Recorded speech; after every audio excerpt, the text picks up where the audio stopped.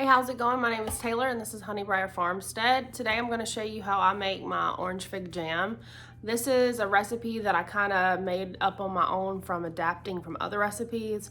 I really wanted it to be a pungent orange flavor, so that's why I did that, and I couldn't find a recipe that seemed to have enough orange in it. So this is not a certified canning recipe, though I have canned this before, so consider this like a rebel canning recipe and do at your own risk. It doesn't mean it's not safe, it just means it's not been certified as safe, so do what you will with that information. Okay, so the first thing that you're gonna need to do is to preheat your oven for 350. The very first thing that I like to do is sterilize my jars. You can sterilize your jars in boiling water, but today I'm gonna do mine in the oven because I have small children and older children. It is like 7 o'clock right now, and I'm trying to make use of my time the most efficiently, so I like the oven method because it's doing the work while I can start on something else and I don't have to watch it. So 350, I'm gonna take a cookie sheet. I'm gonna make sure any new jars that have not been washed are washed just with hot soapy water, and then I'm gonna put them all on a cookie sheet, and I'll show you what that looks like before I stick it in. If you're an experienced canner, some of this stuff might be a little bit redundant, but I like to point out anything that may even be obvious just because a lot of people are doing this for the first time, and I would rather give too much information than not enough. The reason we wash our jars, even if they're brand new, is because there could be some kind of residual chemicals or something on them from the factory that you want to clean off. Secondly, the reason we sterilize them is because, again, we want to remove any type of bacteria that might be missed with washing and make sure they're a really nice, clean environment to put our canned liquid into so it can be safe for long-term storage.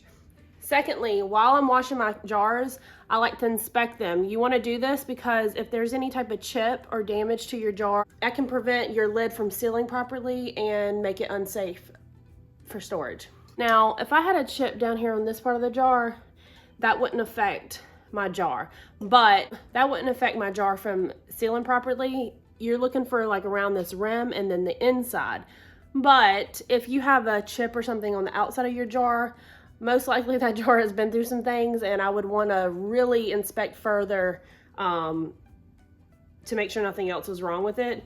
Unless I was really desperate, I probably still would skip over using that jar, but you know, you're looking for this rim because when you do go to seal this, this is the only thing that's going to be held to it. We don't store our jars with the rings on it, and I'll explain that later. But if you see, with just this on the lid, none of this outer ring is affected. Now, when you do twist this on to can it, it doesn't need to be so damaged that you can't twist that on appropriately. So 9 times out of 10, I would just avoid using that jar altogether. But if you have any type of damage around this ring or in the inside, 100% do not use it for your canning purposes. Use it for something else, store screws or nails or something in it. You usually don't sterilize the ring. So when you're canning, you have your jar, you have your lid, and then you have your rings. Now these rings and your jar are reusable. As long as they're not damaged, you can keep reusing them over and over again. Now the lid for your can, this is something that you are gonna wanna get new every time. The reason is this is a rubber seal. This seal actually forms shape around your jar, the top of your jar. That's what helps keep it airtight and prevents it from losing its seal. Now, if you've already used this for canning and you go to reuse it again, it'll already have a firm indentation of the jar from you canning it before. And usually when we go to remove these lids off of our jars, we have to kind of pry it open. And when you pry it open, it'll bend that metal, and all of those things will prevent it from sealing properly. So this is something you want to get new every time. These need to be sterilized as well. But the way I like to sterilize these is I'll put them in a pot and have them simmering on the stove while I am doing my canning liquid. Because you don't want to can this recipe or any jams, you don't have to. You could very easily just portion it up and freeze it and pull out batches at a time and keep them in the fridge as you want to use them. So even like today, if I didn't already have an open jar in the fridge, one of my jars, I wouldn't even waste the time of canning it. I just put it directly in the fridge because you're only needing to do that canning process to keep it shelf stable. And really, if you wanted to, you could put this in a Tupperware or even in something like this that has like a lid that can go up and down. You don't have to use a jar. A lot of things are flexible like that. All right, so these are my figs. These have been sitting in the refrigerator all week, so some of them are starting to look a little like, this is so ripe, it's starting to look a little wrinkly. There's no mold, it's not bad or anything, but I will go through these as I'm washing them, and I will pull the stems off and then just rinse them. So the way I'm going to measure my volume of figs is I'm just going to use a quart jar and fill these up. So the recipe calls for 2.5 quarts. All right, so that's 1 quart. Okay, so this is my half I'm putting in. Now I'm going to go ahead and wash my oranges and my lemons. I have 9 oranges, 3 lemons. I just pulled all of my jars out, and this recipe, the last time I made it, made about 10 half pint jars. I like to go ahead and just sanitize them extra just in case, because it's better to have more than enough than not enough. These are full pint, so I'll probably only need maybe 3 or 4, but maybe I'll find something else to use them for. All right, now that I have washed and measured out my figs, the next thing I'm gonna do is I'm gonna zest and juice my oranges. I don't have a zester, so what I use is this like finer hold cheese grater. When you're grating, just try to grate just to the point of where you see the white and not too much of the white. If you get a little bit, it's not the end of the world, but you know, do your best. While I start to do this, the reason I add the zest is because it probably has the most orangey flavor, in my opinion. Also, if you don't have enough oranges or don't want yours to be as strong an orange flavor, you can definitely cut back on the volume of oranges according to your own liking. I would not cut back on the lemons because lemons and really citrus all have pectin in them, a natural pectin, and I don't add any additional pectin to my recipe, so I wouldn't take those out.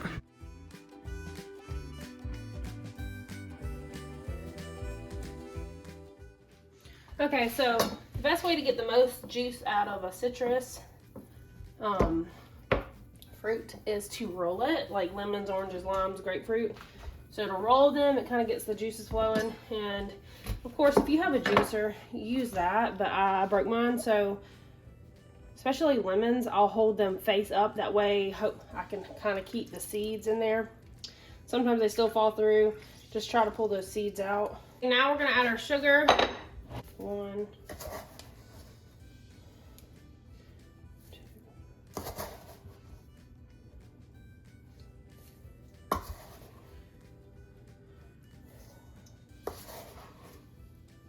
Alright, that is 5. And I know what you're thinking, like, wow, that's a lot of sugar. It is. And if you didn't know, jams are just essentially you candying whatever that fruit is. So jellies and jams, they have tons of sugar in them, if you didn't know.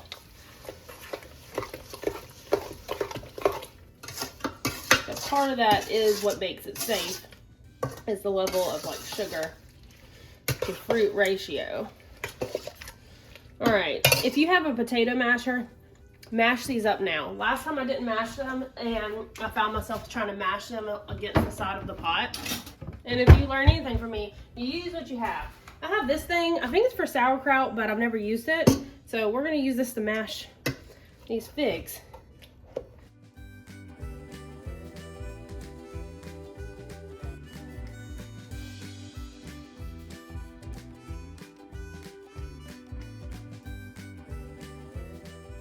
Cooking our jam is we're gonna take a glass plate, okay? Make sure it is glass, and we're gonna put it in the freezer. This is what we're gonna use to test our consistency when we're finishing making the jam. So we're gonna go ahead and start a water bath canner. So if you're not new here, you've heard me say this before, you don't have to have this. If you have a large stock pot that is tall, you can do that, as long as your jars can fit in there and have at least a 1 to 2 inch water over the top of the jar. So this is my jar. if you put it in there and you have this much water covering it, it is okay. So like if you do the hot half pint, so you could probably use just a regular pot long as it is deep enough, but you don't want to just put these in without something at the bottom. You can take rings and you can layer them across the bottom, or you could also put a tea towel, but you need some kind of barrier so that this rattling glass while it's canning doesn't crack and break. So if you do put these in the bottom of your pot, make sure you fill up the whole bottom so it's an even layer, and then when these sit on there, it'll allow the water to move around but not crack your jar.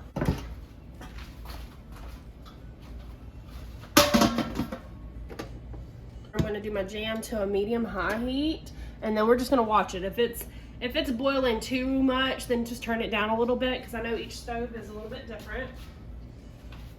And if it's barely boiling at all, then turn it up. So while this starts, I'm going to go ahead and start working on some dishes.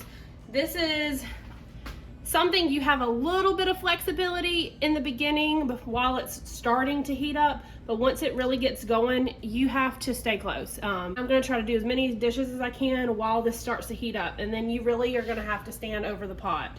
And the whole process of this will probably be 20 minutes.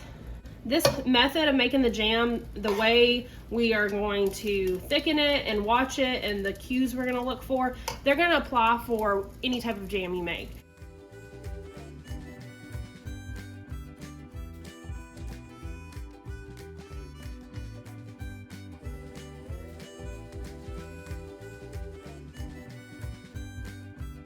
So here you can see we're starting to bubble and we're starting to get a foam.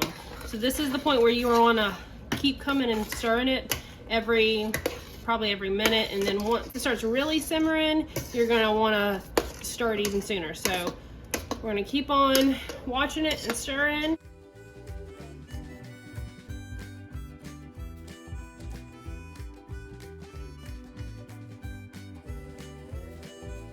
You can see this is starting to speed up with the simmering, and it's almost a boil. So I'm gonna turn this down just a little bit, so I don't get popped and burned like that. And I'll keep stirring a minute or so for that temperature to lower down, because it's a little too hot right now. Okay, you see how that is? Once I pulled it off the heat, that kind of slower bubbling. That's kind of what we're looking for. So we're gonna let the heat adjust, because that's a little too hot. What's in the background? My children are starting to wake up. It is very loud. But anyways, so a couple cues. If you notice there was foam that kind of went to the top, one of the factors of it getting close to ready is when you stir it, you can stir all that foam in and there's none left on the top. Let me see if I can show you where, with all the steam off of there. You see how there's no foam at all? So that's one of the factors. Another factor is it starts to sound different as it's simmering. If you've ever made an instant pack of gravy or pudding mix that you have to heat up, that sound of when it starts to thicken, it just sounds thicker. The bubbles almost pop harder, and you'll listen for that sound. And this is a very hot liquid, so it's hard to tell by its consistency. Because I've done this several times, I can kind of tell already that this is not quite there. But we're going to go ahead and test it just for the sake, so you can kind of see the difference. So I'm going to go get my plate out the freezer, and I'm going to spoon a little bit of this hot liquid on that cold plate, and we're going to do a test. Also, if I didn't mention it, this is the point where you're going to stay very close to the pot, and you're going to keep stirring it probably every 15-20 seconds at least. So I'm going to take a little bit of my liquid. I'm going to give it a good mix. And the way you test this is you just take a little bit of hot liquid, you pour it on the plate, and it's going to cool off pretty quickly because it's on a cold plate. You run your finger through it.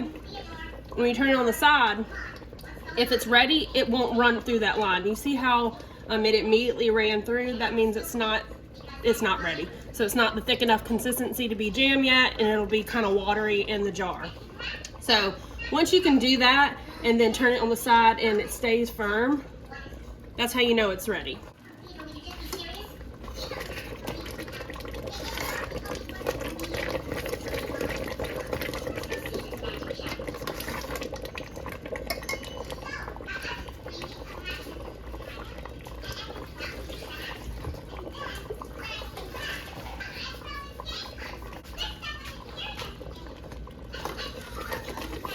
we're getting there. It's starting to thicken up. Not quite, but it's getting close.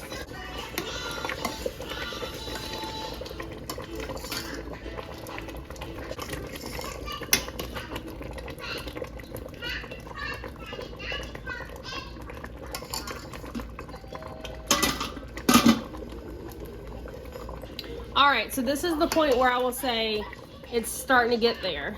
It's starting to get quieter with the bubbling. It's starting to be thicker. When I spoon it up, it doesn't run off the spoon quite as quick. I'll say maybe 5 more minutes, if that. We're just gonna keep on at it, mixing it, making sure nothing's sticking to the bottom, and then we're gonna do that plate test again. I had put that plate immediately back in the freezer so it would stay cold. All right, that's definitely starting to look thick enough. I'm gonna go ahead and get my plate. We're gonna do our test.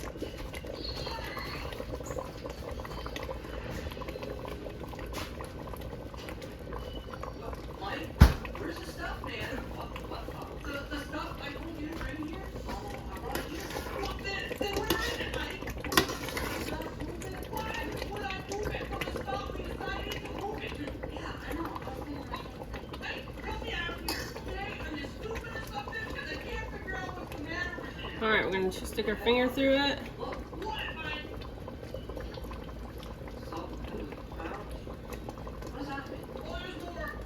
You see how that's not running as quickly, so it's starting to get thick. I'm gonna let it go for like a minute or so more, but I'm not gonna, let's see, well, let's try it again.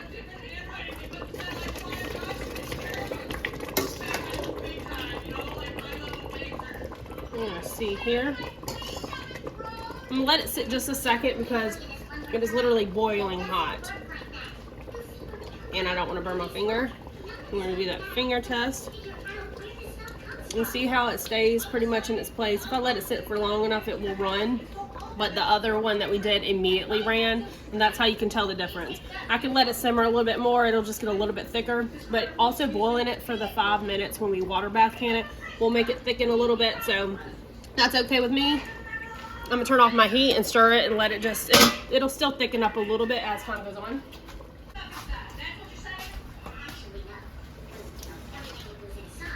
I got a shallow pot of water. I got my my lids in there. I'm gonna put it on here and I'm gonna turn it on. You could if you were doing this all at the same time, you could have done it, put it on like a low simmer. I'm going to turn it on high so I can quickly get it heated, and then I'm going to turn it off. And in the meantime, I'm going to go ahead and get my funnel so we can start putting our jam in our jars. Alright, so I have a canning funnel, and this is an inch headspace. So whenever I fill my jars, I stop once the liquid is hitting the edge of this funnel, which is about this line. Hopefully you can see that is about that line of that groove. I'm gonna go ahead and fill up my smaller jars first, and then I'll do the larger ones. And this is still very hot, so be very careful.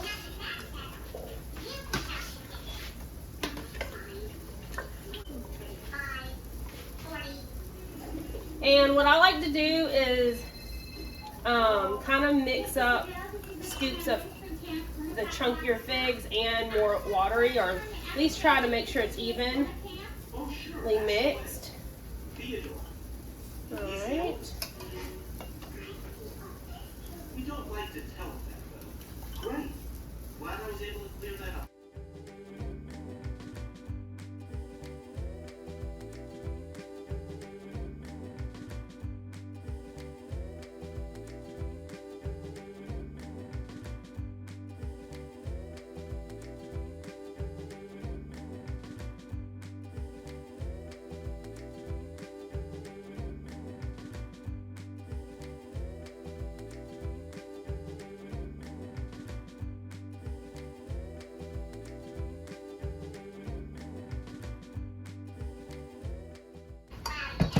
Alright, so at this point I have 2 full pints, 4 half pints. So if you had half pints, you would have gotten 8. Of course, bigger jar, less volume of jars.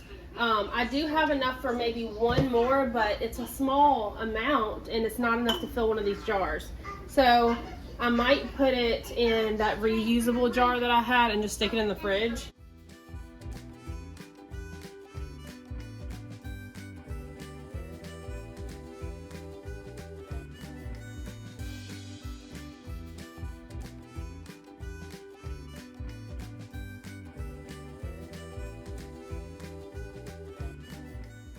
I'm gonna set it to the side. It only filled it halfway. This would have filled up another half pint. So total, if you do half pints, you would have had probably 9 to 10, depending on how many figs you really have. I'm gonna set this to the side without sealing it, and I'm gonna let it cool off, and I'm gonna stick that in the fridge once it's cool. Now, I'm gonna take some white distilled vinegar, and I'm gonna clean off around all of the rims, and then we're gonna put our lids on, our rings, and then we're gonna water bath can them.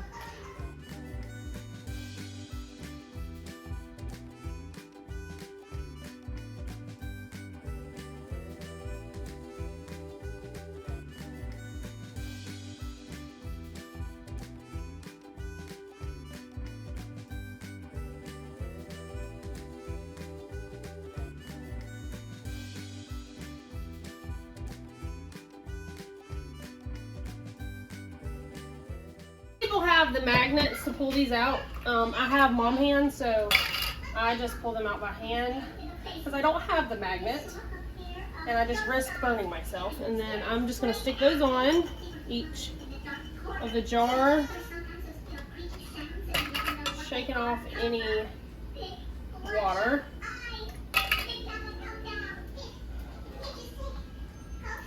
I'm almost done. When you go to twist these on, once it starts being tight, that's about it. You don't want to tighten it tight. Air needs to still be able to escape that lid as it goes through the canning process. Tight enough that the lids are not gonna pop off while you're water bath canning. So, of course, my canning tongs are missing. We're gonna put all these jars, and I'm gonna try to use this broken set of tongs without burning myself. We'll see. You know what? We're not even gonna try that. We'll figure it out when we're pulling them out, but I'm gonna just stick these all on that tray.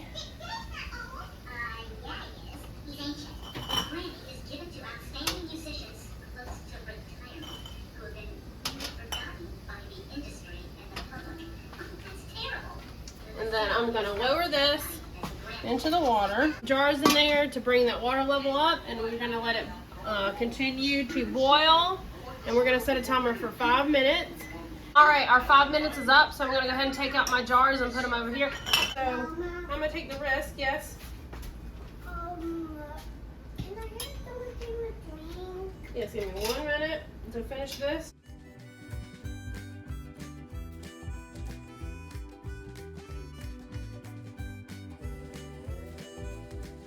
At this point, you are done with your part. So you will let these sit undisturbed. So I like to put a towel down and put them directly from the water bath canner onto a towel, just in case something happens and because they're hot.